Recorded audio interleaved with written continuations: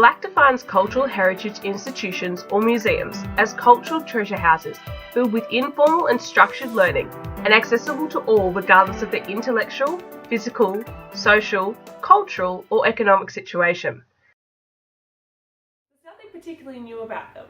These institutions have been around for hundreds of years, and the reasons that Black describes is the same reasons they were initially created as they fit in our society today.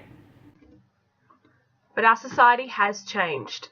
Developments of technology and digital innovation has changed the way we live our everyday lives, do our work and socialise.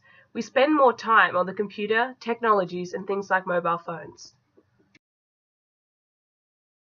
So how has this impacted on museums? Has it made them irrelevant or redundant? There's two key arguments brought up by Black that suggest that they have. The first one is that rather than having to visit a museum or a cultural heritage institution to find out about the world around us or the history, we can just look it up on the World Wide Web or Google it. The answers are now at everyone's fingertips, and they don't need to visit a place or a location to find out all they need to know. The second is that these institutions are struggling to attract the people under the age of 35, and as he describes, replacing the traditional declining audiences of the well-educated, affluent classes that are declining in their attendance but also in their age. While these two factors may have strength in their claims, it shouldn't be seen as a blank and white statement that museums are now becoming redundant. In fact, there was a strong argument that they're actually embracing digital innovation within themselves and creative new and innovative ways to use technology inside of these institutions. Heath and von Lehn discussed that with the digital innovation and widespread successful deployment of digital technologies in the workplace, home, and increasingly in public areas, this is not a hindrance to museums, but an inspiration. Chowdhury and Ruthven discussed two things you get through visiting cultural heritage institutions. The first is tangible things that you can see, such as paintings or artefacts, but also possibly buildings or archaeological sites, things that you can't move. The second is intangible things. Intangible things that you see through your sensory organs, such as smell, touch, hearing, and that includes things like stories or music.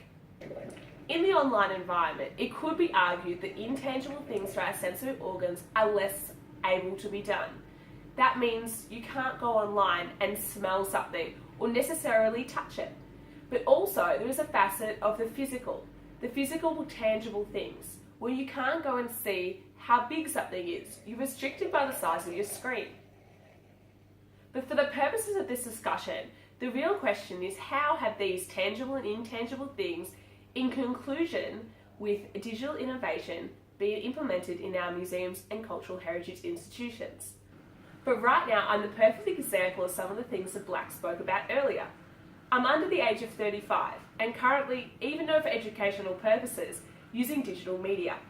So why don't we stop talking just about the theory and go apply it to a real life situation and go and look at the digital innovation that's currently happening at Melbourne Museum.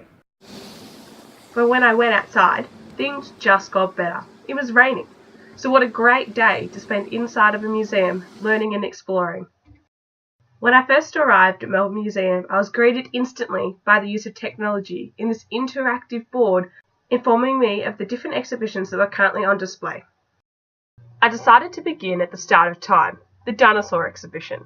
There were these large skeleton shapes of the dinosaur bones that were put together, something that revolved around little use of technology. But what it did show is that the size and the grandness of these skeletons could not be seen over a small screen.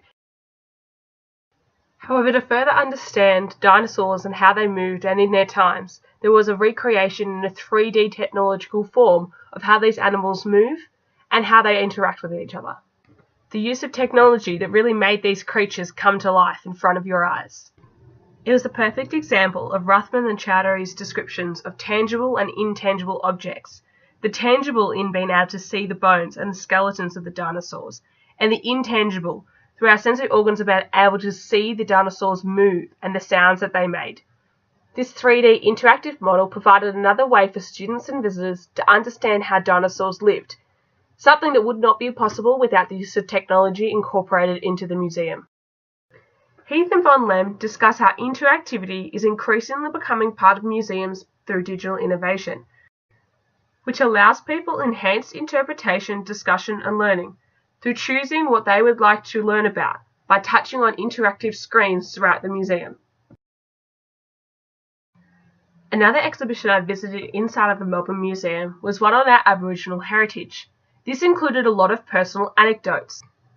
Similar to the story pods we saw at the Holocaust Museum on our ALC excursion, this gave people a chance to tell their story in a very interpersonal manner, a manner that allowed people to understand the intangible things of our history, such as the history, cultures, and music that can't be seen by being written down. It also allowed for video demonstrations to further understand how these native objects were made, and then you could also see the artifact in real life, providing a very holistic understanding to the traditions and the meanings behind the different objects. This is the way technology enhanced the museum experience, by working together with traditional forms to allow further understanding of the exhibition. There is one consideration of this discussion that we haven't done, and that is, while you might have the ideas, how do we implement digital innovation inside of cultural heritage institutions? Because bluntly, it's not always a cheap exercise. In 2014, there was an Australian government initiative run by the Commonwealth Science and Industrial Research Foundation, or otherwise known as the CSIRO. This study looked into the innovation that could happen within the galleries, libraries, archives and museums, known as GLAM as a sector. But a key thing to keep in mind in the digital innovation discussion is that the Australian government on all three levels provides 80% of the funding to the GLAM sector. With such a large majority of the funding coming from the Australian government, when we look to digital innovation in our museums and cultural heritage sites, this must or will likely have to come from the government. That's why this study is so interesting. It shows that the government is interested in provoking digital innovation inside of our cultural heritage institutions. There is merit to the discussion that museums are struggling to attract people, but that doesn't mean museums have lost their merit in our society. Rather, museums have to go through a stage of digital innovation just like many other facets of our everyday lives. But ensuring our society gets out there and explores the things that have been developed in museums ensures their longevity and continual of the innovation processes currently undergoing.